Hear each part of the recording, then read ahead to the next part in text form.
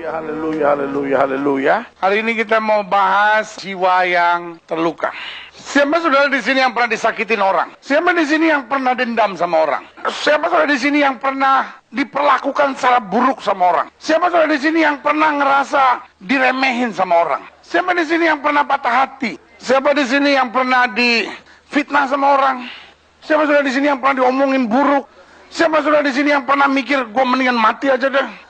Siapa di sini yang pernah ngerasa Tuhan orang itu nyakitin saya banget, balas kenapa? Jujur aja. Nah, supaya saya tahu. Karena kalau saya lihat wajah saudara sini, saya kadang-kadang bingung, malaikat atau orang. Saya lihat wajah saudara, sama malaikat beda-beda tipis. Ya kan? Saya kadang-kadang kalau ngeliat saudara itu seperti orang nggak punya masalah gitu. Saya kadang-kadang iri lihat saudara kok kayak nggak ada masalah gitu. Hidupnya senang banget gitu ya kan. Kayaknya di luar saudara naik BMW, Mercedes semua ya kan. Ya kan, kayaknya berkatnya banyak sekali ya kan. Tapi itulah hidup Kristen. Masalah boleh ada, tapi Allah saya lebih besar dari segala sesuatu. Berikan tepuk tangan yang meriah buat Tuhan. Itu yang kita mau lihat hari ini, Hakim-Hakim pasal 11. Kita mau belajar dari seorang yang bernama Yeftah. Adapun Yeftah orang Gilead itu adalah apa? Seorang pahlawan yang gagah perkasa. Sama-sama bilang sama saya adalah pahlawan. Sebagai suami engkau adalah pahlawan dalam keluarga, Pak. Amin. Bu, sebagai istri engkau harus jadi pahlawan dalam keluarga, Bu. Amin. Orang-orang muda saya mau beritahu sebagai anak muda engkau harus jadi pahlawan dalam generasi ini. Hidup Kristen membutuhkan pahlawan. Amin. Sama-sama bilang sama saya pahlawan. Bilang sama sebelah saudara, jangan jadi pengkhianat. Apa bedanya pahlawan sama pengkhianat? Pahlawan sama pengkhianat bedanya cuma di akhirnya. Betul? Pahlawan sama pengkhianat cuma beda di mana? Di akhirnya. Seorang tidak bisa jadi pengkhianat kalau dia belum pernah jadi pahlawan. Seorang tidak pernah bisa jadi pengkhianat kalau dia tidak pernah jadi apa? Pahlawan. Ya kan? Yudas itu kan jadi murid dulu kan? Ya kan? Orang Farisi itu berkhianat, orang Farisi buat apa? Bukan pengkhianat namanya. Tapi persoalannya Yudas murid dulu. Tapi ketika dia tidak mampu bertahan sampai akhir disebut apa? Pengkhianat. Pengkhianat hari depan adalah pahlawan hari ini. Amin. Karena pengkhianat biasanya hanya orang yang tidak mampu bertahan. Pengkhianat hanya seorang yang menyerah di tengah jalan. Dan karena itu dia berkhianat. Tapi seorang pahlawan, dia bertahan sampai akhirnya karena dia tahu penyertaannya luar biasa. Berikan tepuk tangan yang meriah buat Tuhan. Yeftah adalah seorang apa? Pahlawan. Setiap kita born as a hero. Setiap kita dilahirkan Tuhan untuk menjadi pahlawan. Bu, kalau suamimu jahat, Bu, tapi engkau tetap menjadi istri yang setia, saya beri nama pahlawan. Amin. Kalau istrimu jahat, engkau setia 10 tahun. Tetapi di tahun yang ke-11 kau berkata, ya udah gak kuat. Gua racunin kopinya biar dia mampus itu. Mate maho. Ya. Bu, walaupun engkau bertahan 10 tahun, Bu, saya beri nama engkau pengkhianat. Pak, engkau menatap saya dan berkata, aduh pendeta, istri saya cerewet, minta ampun, mana cemburuan. Mana pengeluaran besar lagi pendeta. Tapi engkau tetap menjadi suami yang baik. Pak, saya beri nama engkau pahlawan, Pak. Amin. Jadi hari ini saya mau beritahu buat saudara, setiap kita oleh Tuhan dilahirkan to be a hero. Kita semua rancangan Tuhan dalam hidup kita, supaya kita harus menjadi apa? Pahlawan. Di mana ada masalah, di mana ada persoalan, di mana ada tekanan, di situ kita harus tetap tegak berdiri menyatakan kemuliaan Kristus. Amin. Pahlawan bukan orang yang mudah menyerah. Pahlawan adalah orang yang bertahan sampai akhirnya. Amin. Adapun Yeftah orang Gilead itu adalah seorang apa? Pahlawan yang gagah perkasa. Tetapi dikatakan apa? Ia anak seorang perempuan sundal. Ayah Yeftah ialah Gilead. Jadi saya mau beritahu buat saudara, meskipun Yeftah adalah seorang pahlawan, tapi dia juga punya apa? Masalah. Kemenangan itu bukan karena kita tidak menghadapi masalah, tapi kemenangan itu karena kita mampu mengatasi setiap masalah. Amin. Masalah setiap orang berbeda. Yeftah masalahnya dia adalah anak seorang perempuan sundal. Yeftah ialah Gilead, juga istri Gilead melahirkan anak lelaki baginya. Setelah besar anak-anak istrinya ini, maka mereka mengusir Yeftah, katanya kepadanya, engkau tidak mendapat milik pusaka dalam keluarga kami, sebab engkau apa? Anak dari perempuan lain. Meskipun dia tadinya adalah seorang yang kuat menghadapi masalah, meskipun dia anak perempuan sundal, tapi dia tetap mampu bertahan menjadi pahlawan. Tapi ini kadangkala yang menjadi persoalannya. Waktu masalah datang terus-menerus, kalau kita nggak teguh, kita gampang goyang. Dia anak seorang perempuan sundal, tapi dia tetap bertahan menjadi seorang pahlawan. Tapi makin lama demi makin lama, tekanan demi tekanan terus terjadi dalam hidup. Seorang pahlawan adalah seorang yang tetap bertahan. Tetapi sayang, akhirnya apa yang terjadi? Yeftah tidak tahan. Amin. Setelah besar anak-anak istrinya ini, maka mereka mengusir Yeftah. Katanya kepadanya, engkau tidak mendapat milik pusaka dalam keluarga kami, sebab engkau anak dari... Ini yang gak enak, ayat yang ketiga. Maka larilah Yeftah. Seorang pahlawan yang harusnya berani, seorang pahlawan yang harusnya berdiri tegak, seorang pahlawan yang harusnya berkemenangan, seorang pahlawan yang harusnya tetap bertahan, seorang pahlawan yang harusnya tetap berperang, menjadi seorang pahlawan yang kemudian lari. Sama-sama bilang sama saya tidak boleh lari dari kenyataan. Pak, jangan lari Pak. Bu, jangan lari Bu. Anak-anak muda dengar, lu jangan lari. Saya boleh menatap saya dan berkata, tapi bapak-bapak saya bercerai. Jangan lari. Orang tua saya tidak menyetujui perkawinan kami. Kami lebih baik kawin lari. Jangan. Motong kuenya repot. Orang sekarang kawin lari. Motong kuenya repot, teman. Jangan lari. Amin. Makin saudara lari, masalah makin mengejar saudara. Betul? Makin saudara lari, masalah makin mengejar saudara. Makin saudara lari, masalah makin apa? Mengejar saudara. Orang-orang yang lari dengan seks bebas, orang-orang yang lari dengan perselingkuhan. Habis ya gimana lah pendeta, suami saya udah ngecewain saya. Habis gimana ya pendeta, istri saya menyebalkan buat saya. Habis gimana ya pendeta, kondisi keluarga kami udah gak bahagia. Makin sudah lari, makin masalah menimpa dan mengejar hidup saudara. Makin sudah berdiri tegak, makin sudah lihat mujizat dan kemenangan yang Tuhan sediakan. Berikan tepuk tangan yang meriah buat Tuhan. Kalau engkau tegar, saya beri nama engkau pahlawan. Kalau engkau lari, saya beri nama engkau hanya orang cengeng. Maka larilah Yeftah dari saudara-saudaranya itu dan diam di tanah Tob. Di sana berkumpullah kepadanya apa? Saudara lihat nggak liciknya iblis? Saudara lihat nggak liciknya iblis? Bukan Yeftah yang bergabung, betul? Jangan saudara pikir, oh dia sama Prabu. No. Di ayat ini dikatakan jelas, di apa? Di sana berkumpullah bukan dia, tapi berkumpullah kepadanya. Oh saudara, ini ya, dengar ya rahasia hidup ya.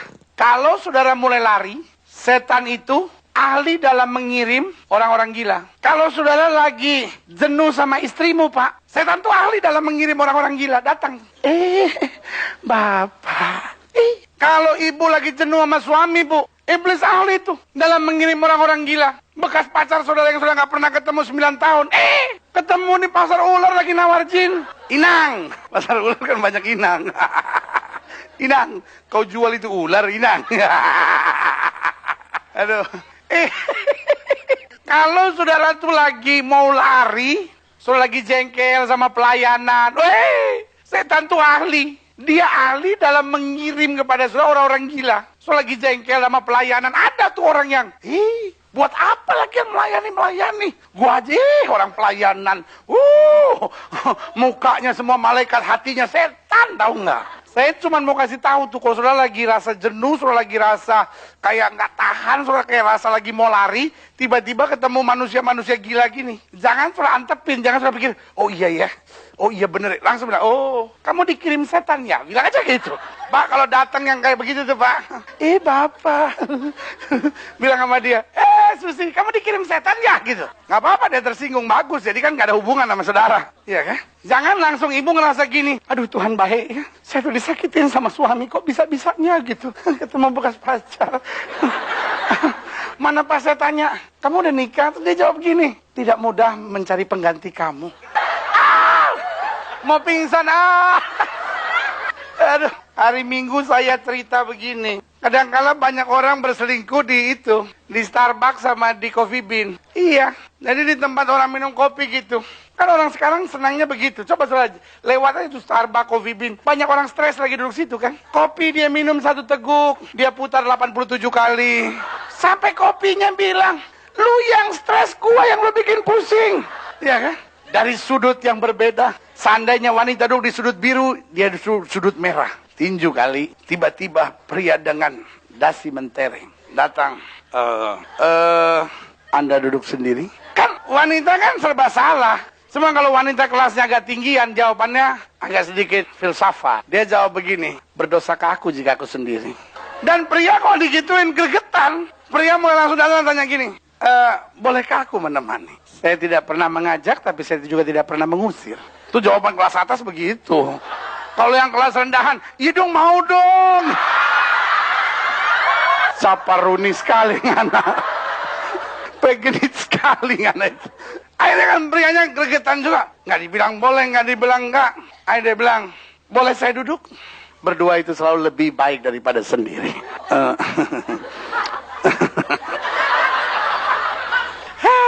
Ayah dah, udah sampai di mana tuh? Berkumpullah kepadanya petualang-petualang yang pergi apa? Kalau kita lagi baru berpikir aja mau lari, setan itu ahli dalam mengirim apa? Orang-orang gila. Saya kalau ngomong mendingan yang jelas. Karena kalau nggak jelas yang gila-gila ini nggak ketahuan. Beberapa waktu kemudian Bani Amon berperang melawan orang Israel. Dan ketika Bani Amon itu berperang melawan orang Israel, pergilah para tua-tua Gilead menjemput Yefta dari tanah Tob. Kata mereka kepada Yefta, mari, jadilah panglima kami dan biarlah kita berperang melawan Bani Amon. Tetapi kata Yefta kepada tua-tua Gilead itu, bukankah kamu sendiri membenci aku dan mengusir aku dari keluargaku? Mengapa kamu datang sekarang kepadaku pada waktu kamu apa? Terdesak. Walaupun iblis punya program. Tuhan punya program yang luar biasa. Amin. Ayat 8. Kemudian berkatalah para tua-tua Gilead kepada Yefta, memang kami datang kembali sekarang kepadamu, ikutilah kami dan berperang melawan Bani Amon, maka engkau akan menjadi kepala atas kami atas seluruh penduduk Gilead. Kata Yefta kepada para tua-tua Gilead, jadi jika kamu membawa aku kembali untuk berperang melawan Bani Amon dan Tuhan menyerahkan mereka kepadaku, maka akulah yang akan menjadi kepala atas kamu. Lalu kata para tua-tua Gilead kepada Yefta, demi Tuhan yang mendengarkannya sebagai saksi antara kita, kami akan berbuat seperti katamu itu. Maka Yefta ikut dengan para tua-tua Gilead. Lalu bangsa itu mengangkat dia menjadi kepala dan panglima mereka. Luar biasa. Bagian terakhir kita baca sama-sama yuk. 1, 2, 3. Tetapi apa? Yefta membawa seluruh perkaranya itu ke hadapan Tuhan. Ada seorang pahlawan menghadapi masalah. Akhirnya masalah ini terus menekan hidupnya. Sampai akhirnya jiwanya luka. Dari seorang pahlawan dia menjadi seorang perampok.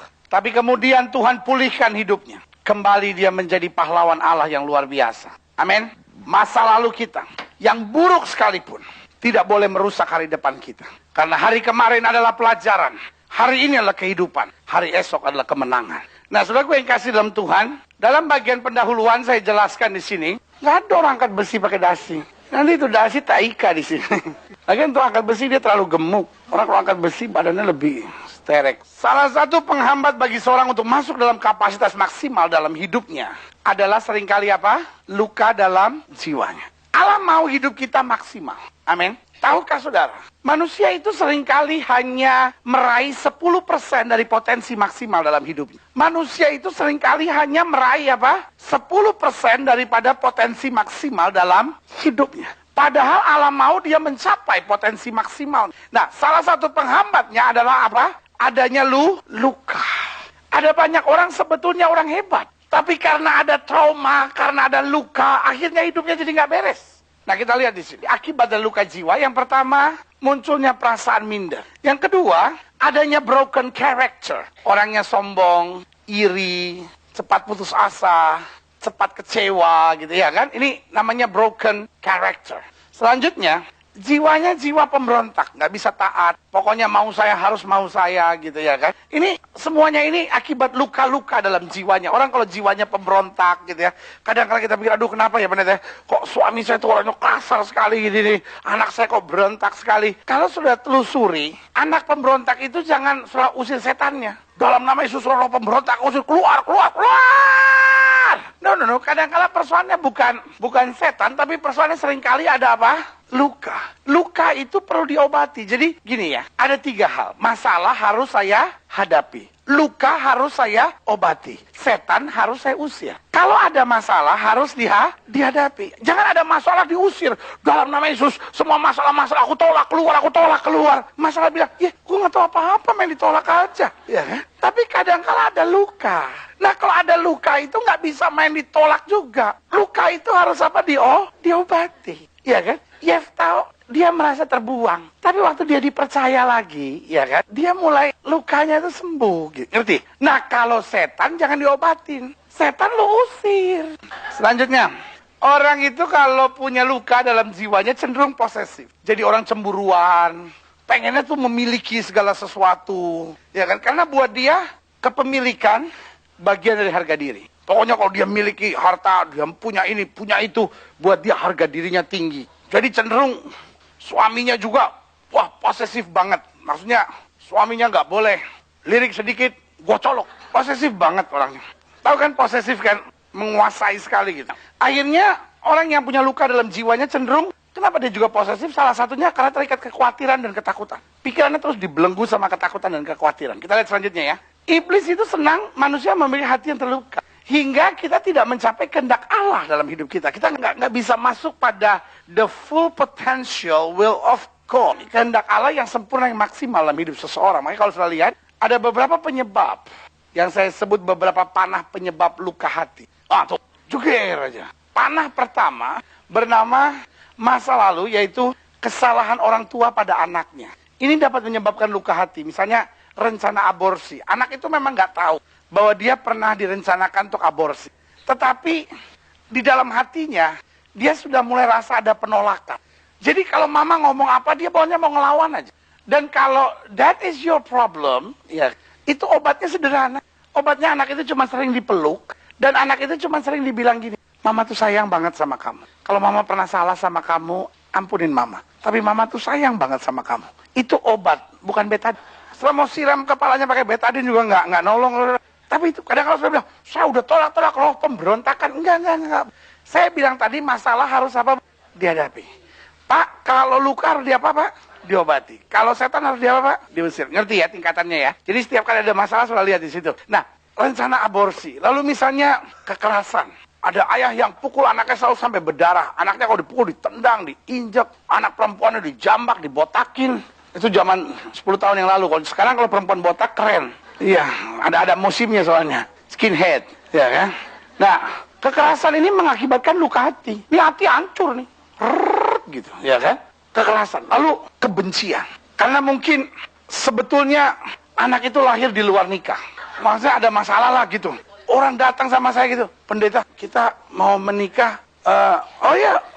Gimana itu? Sekretariat dong. Dia bilang, iya, kita soalnya kalau bisa secepatnya karena udah kecelakaan. Loh, di mana tabrakannya? Saya bilang. Kan kalau orang belaga diplomatis, kita juga belaga diplomatis kan, ya kan? Maksudnya kalau dianggap kita goblok, ya kita juga belaga bego aja, ya kan? Kecelakaannya di mana? Apa yang luka? Dia bilang, bukan, justru maksudnya kecelakaan itu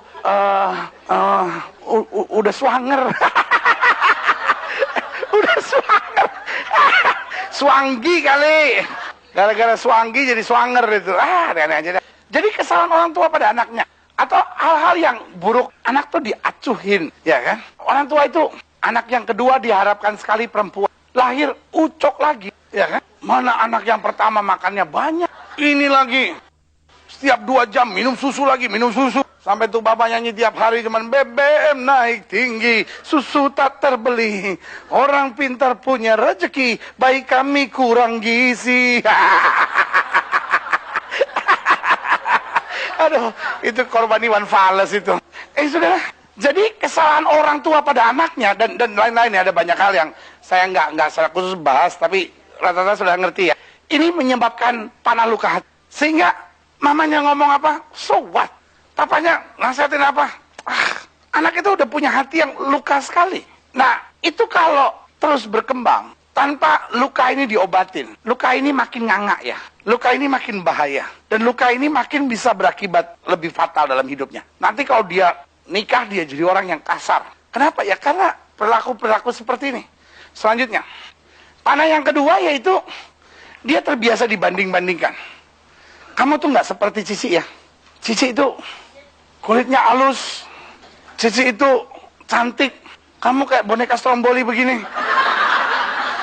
Kulit kamu warnanya seperti kayak lumpur di Sidoarjo.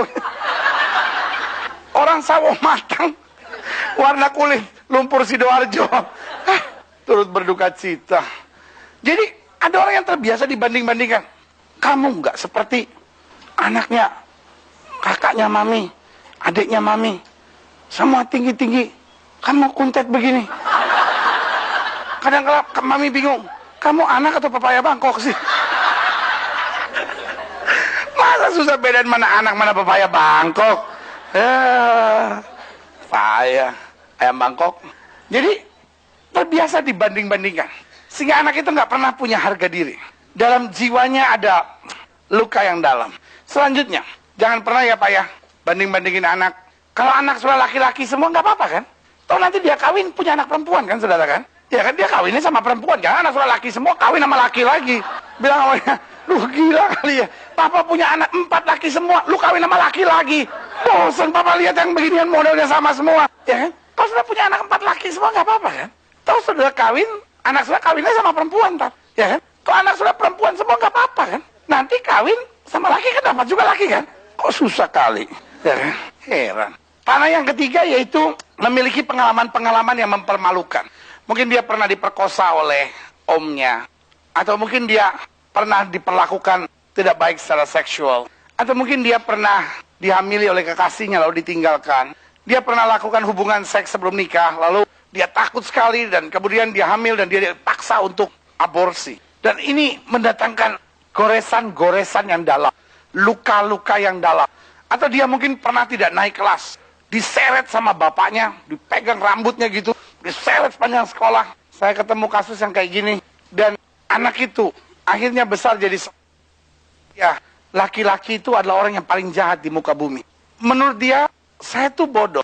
Kenapa saya bodoh? Karena tidak pernah ada orang yang ngajarin saya. Tapi kalau saya salah, kan papa bisa marahin saya. Gak usah mempermalukan saya. Dari kelas saya ditarik rambut saya teriak nangis-nangis sampai ke dalam mobil. Baru di rumah saya dipukulin sampai nggak bisa jalan. Dan ini akhirnya doain anak ini nggak gampang sekali.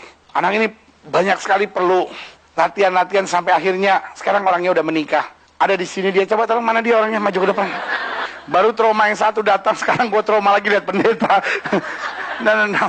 Saya nggak kasih tahu, walaupun dia ada di sini saya nggak kasih tahu mana orangnya.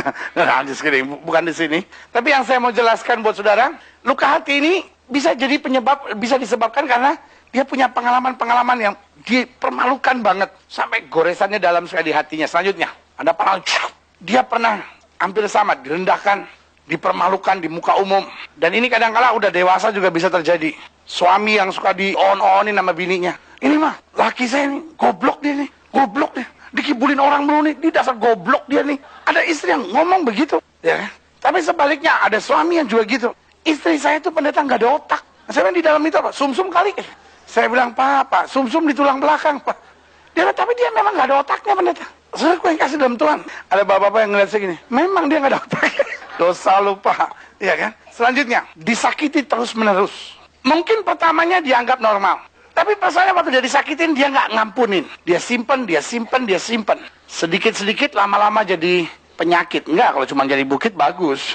Jadi penyakit yang parah, ya kan? Selanjutnya, adanya patah hati, adanya trauma, ya kan? Dia pernah pacaran 18 tahun. Loh, itu pacaran apa nyewa rumah? 18 tahun lama banget. Dari umur 4 tahun dia pacaran. Bukan, maksudnya dia pernah pacaran mungkin 3 tahun. Terus sempat desain apa? Undangan ya. Udah sempat tulis, ini kita mau undang siapa aja ya. Nggak taunya, semenjak hari itu nggak pernah kelihatan lagi. Pendeta, gue pengen siram di lumpur panas itu. Atau ada trauma-trauma. Ini juga menjadi penyebab luka hati. Selanjutnya, dia pernah tertolak. Karena banyak hal dalam hidupnya. Dia rasa tertolak sekali. Mungkin dia mau ngobrol sesuatu, orang rasanya nggak ada waktu buat dia. Dia ngerasa orang gereja selalu ngeliatin dia kayak dia orang berdosa sekali. Sehingga buat dia gereja bukan jadi tempat yang menyenangkan. Dari sekolah minggu, dia sudah diajar. Kalau kamu hidupnya nggak benar, Tuhan tuh marah sama kamu. Tuhan tuh nggak sayang sama kamu. Guru sekolah minggu banyak menyebabkan anak tertolak. Karena guru sekolah minggu suka ngajar gini. Anak yang manis, Yesus sayang. Anak yang nakal, Yesus benci. Padahal anak manis, anak yang nakal, disayang Yesus semuanya. Amin. Jadi, dari kecil, dia dibesarkan mamanya gitu. Kamu nakal. Kamu suka ngelawan mama, Yesus marah sama kamu. Kalau kamu doa, Yesus bawa muka begini. Jadi anak itu udah punya rasa tertolak dalam jiwanya ya. Selanjutnya, sikap jiwa yang terluka. Yang pertama suka megang-megang jidat. Dia jadi orang yang cenderung tertutup ya. Introvert banget orangnya. Jadi orang yang nggak bisa terbuka. Kelihatannya jadi aneh. Mudah ngeritik. Apa aja dikritik. Ada kritik yang membangun, tapi ada kritik yang karena dia nggak senang aja. Apa aja dia cari-cari kesalahannya. Karena intinya, saya tuh lebih baik dari mereka, makanya saya kritik semua. Cenderung orangnya tuh tidak ada semangat juang. Coba lihat, seperti Yefta gitu. Akhirnya lari bersama dengan perampok. Akhirnya nggak ada semangat juang. Orang kalau punya jiwa yang luka cenderung senang ambil jalan pintas. Makanya hati-hati dengan orang yang jiwanya luka ya. Orang yang suka jadi penjilat, orang yang suka jadi pengkhianat, orang yang suka nggak benar hidupnya. Ini seringkali karena memang jiwanya luka ya, gitu. Selanjutnya, sikapnya cenderung aneh, cenderung mencari-cari perhatian. Bikin berdiri semua, sampai ayam marah, ikut-ikutan gue katanya. Ya kan? Tiba-tiba perempuan yang pakai tato di sini, supaya kalau dia ngeliat gini, ada gambar-gambarnya di situ. Gambar Monas dia taruh di situ. Ya kan? Laki-laki anting dipakai di sini, di hidung, di lidah, sampai dia mau makan keselak sendiri, ya kan? Nanti di gigi dia pakai, ya kan? Itu ciri-ciri orang-orang yang jiwanya luka, yang senang pakai baju terbuka kiri, terbuka kanan. Itu orang-orang yang jiwanya luka. Coba selidiki. Orang-orang yang normal-normal nggak senang gitu-gitu. Tapi orang-orang yang punya jiwa yang luka itu, kelakuannya begitu-begitu. Ada orang yang tadinya baik-baik, tapi semenjak patah hati, begitu kelakuannya. Baju dia ketat-ketatin, sampai kita ngeliat bingung. Mana lemper, mana manusia. Iya. Karena orang kalau jiwanya luka tuh gitu. Senangnya tuh cari-cari perhatian. Makanya selalu saya bilang, orang kalau jiwanya luka hati-hati sama mulutnya. Orang kalau jiwanya luka tuh kelihatan dari mulutnya. Mulutnya tuh nggak enak. Senangnya tuh ngomongin orang. Geli. Iya. Selanjutnya. Orang kalau jiwanya luka sulit jaga komitmen. Karena hatinya memang sulit percaya sama orang. Karena menurut dia semua orang tuh ngelukain dia. Semua orang tuh nyakitin hatinya. Padahal memang ada persoalan yang nggak beres yang belum dia bereskan gitu. Sikap jiwa yang terluka itu mudi. Maksudnya mut-mutan. Apa itu namanya? Saya ngerti istilah ini nggak? Angot. Bukan angkot, angot. Bukan ingot. Ingot itu parningotan. Iya. Angot. Maksudnya angin-anginan. Hidupnya itu tergantung angin. Angin bertiup barat, dia ke timur. Angin tiup timur, dia ke barat, gitu ya kan? Itu namanya mudi. Nah, ini sikap dari jiwa-jiwa yang terluka. Kita lihat selanjutnya. Gimana sih sembuhnya jiwa yang terluka? Yang pertama, kita mau menyadari ada luka dalam jiwa kita. Jadi kita jangan salahin orang dulu, jangan, aduh gini, mulai. Iya ya, kayaknya saya ada luka dalam jiwa saya. Saya tuh kalau lihat papa saya tuh benci banget. Saya kalau lihat pria tuh kayaknya sewa banget. Saya kalau lihat orang pelayanan kayaknya nggak semangat aja gitu. Saya kalau lihat ini kok saya ada trauma gitu. Saya kalau ngeliat, jadi kita mulai sadarin dulu, iya ya. Persoalannya bukan the ministry. Persoalannya bukan apa? Jiwa saya luka. Nah, kita harus mulai sadar dulu. Karena tidak ada orang bisa sembuh kalau tidak mau sadar. Contohnya, ya kan? Saudara nggak akan datang ke dokter gigi kalau saudara tidak merasa something is wrong sama gigi saudara. Betul? Waktu saya sadar, iya sih, belum sakit sih gigi saya, tapi saya lihat udah bolong. Berarti saya jangan tunggu sakit, saya harus ke dokter gigi, kan gitu? Iya kan? Ya, saya tahu sih, kayaknya kok jantung saya tuh suka sesek gitu, ya kan? Tapi belum sampai serangan jantung sih. Ya jangan nunggu, Pak. Karena kalau nunggu udah keburu lewat, Pak. Iya kan? Kalau keburu mati, ya udah mati. Ya, pet sekali lagi deh coba gaji yang tadi kan nggak bisa. Iya kan? Jadi sadari dulu bahwa ada luka dalam jiwa kita. Nah, rupanya yang namanya Yefta dia sadar. Dia sadar, memang nggak ditulis, tapi kita lihat sadar. Buktinya waktu dikasih kepercayaan dia cepat mau bangkit. Dia sadar bahwa saya tidak diciptakan untuk menjadi perampok, tapi saya diciptakan untuk menjadi pahlawan. I'm not a loser, I'm winner. I'm not a loser, I'm champion. Saya bukan seorang yang gagal, saya pemenang. Amin. Tapi dia harus sadar ada luka. Yang kedua, kita harus mau bangkit dan keluar dari luka. Jangan ya memang mau diginiin, mau diapain? Enggak. Kita harus keluar, nggak bisa gini terus. Saya harus keluar, iya kan? Yang selanjutnya, kita mau belajar dan apa berjuang. Karena waktu Yefta ngadepin saudara-saudaranya, buat dia tuh nggak enak juga. Tapi dia, udah saya harus berjuang, saya harus belajar, saya harus bangkit, ya kan? Selanjutnya, kita harus mau menerima dan apa? Memberi pengampunan. Yusuf bilang apa? Manusia boleh mereka-rekakan yang jahat, tapi Allah mereka-rekakannya untuk kebaikan. Dia mulai bisa nerima, dan dia juga mau memberi pengampunan. Sebelum saudara ngampunin, luka saudara nggak akan bisa beres. Karakter saudara nggak akan pernah bisa beres. Saudara mau didoain siapapun, jiwa saudara selalu labil. Tapi kalau saudara ketemu pengampunan yang sejati dalam Kristus, saudara mulai, Tuhan saya ampunin. Udah deh, saya tahu hari kemarin sebuah pelajaran, hari ini sebuah kehidupan, dan esok sebuah kemenangan. Waktu saudara mulai ngerti rahasia itu, saudara akan lihat hal yang luar biasa terjadi. Amin. Selanjutnya, mau menyadari ada harga dalam hidup kita, ada harga yang harus kita bayar, ya kan? Kita mulai sadar, Tuhan hidup saya ini berharga. Saya bukan orang biasa. Saya diciptakan Tuhan untuk jadi berkat, untuk jadi saksi, untuk menyatakan kemuliaan Tuhan. Jadi akhirnya dia tidak pusing dengan keberadaan apapun, enggak. Tapi sekarang dia mulai percaya. Tuhan, saya percaya. Tuhan, saya percaya bahwa Engkau punya rencana yang indah. Karena dia serahkan semuanya kepada Tuhan. Amin. Makanya selanjutnya di bagian penutup saya tekankan gini. Jiwa yang terluka, yang tidak diatasi, akan dipakai iblis untuk apa? Menghancurkan. Tapi jiwa yang terluka, yang terobati, akan dipakai Yesus untuk apa? Kemuliaannya. Yefta dari seorang perampok dikembalikan Tuhan menjadi pahlawan yang memimpin kemenangan luar biasa. Berikan tepuk tangan yang meriah buat Tuhan. Saya mengerti kalau saudara punya luka di hati saudara. Saya mengerti kalau saudara menyimpan kepahitan di hati saudara. Saya mengerti kalau ada saudara yang bahkan tidak sadar bahwa sebetulnya ada luka di hati saudara. Tapi yang saya percaya, you are born as hero of God.